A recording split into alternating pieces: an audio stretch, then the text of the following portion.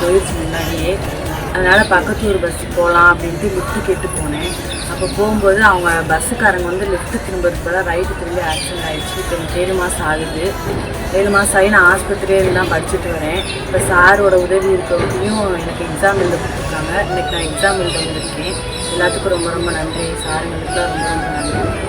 எனது இந்த காலத்துல இப்படி ஒரு மாணவரோட செயலை பார்த்து ஆசிரியர்கள் நெகிழ்ந்து போயிருக்காங்க.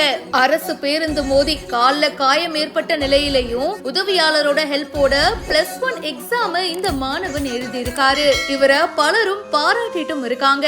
மதுரை நெடுங்குளம் கிராமத்தை சேர்ந்தவர் தினேஷ் அப்படின்ற மாணவன். இவர் +1 படிச்சிட்டு இருக்காரு. சில மாசத்துக்கு முன்னாடி விராதனூர் பக்கத்துல பேருந்துக்காக வெயிட் பண்ணிட்டு இருந்திருக்காரு. அரசு பேருந்து ஒண்ணு அப்போ இவரோட கால்ல மோதி இருக்கு. இதுல கால் மற்றும் இடுப்புல கடுமையான காயம் ஏற்பட்டிருக்கு. ட்ரீட்மெண்ட்டும் இப்போ இவருக்கு போயிட்டு இருக்கு. அப்படி இருக்கும்போது இப்போ +1 பொது தேர்வும் வந்திருக்கு இல்லையா?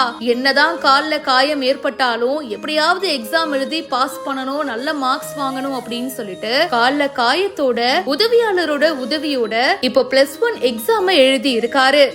அம்மாவோட ஆசையை நிறைவேற்றணும், நல்லா படிச்சு நல்ல வேலைக்கு போகணும் அப்படின்னு சொல்லிட்டு தினேஷ் இந்த அளவுக்கு ஹார்ட் ஒர்க் பண்ணிருக்காரு. அவருக்கு உடம்பு சரியில்லைனா கூட எதையுமே பொருட்படுத்தாம தன்னோட அம்மாக்காக எக்ஸாம் எழுதி முடிச்சிருக்காரு. கண்டிப்பா இந்த மாதிரி மாணவர்கள் பலருக்கும் ஒரு மோட்டிவேஷனா இருப்பாங்க. இந்த செய்தியை பத்தின உங்களுடைய கருத்துக்களை மறக்காம ஷேர் பண்ணுங்க.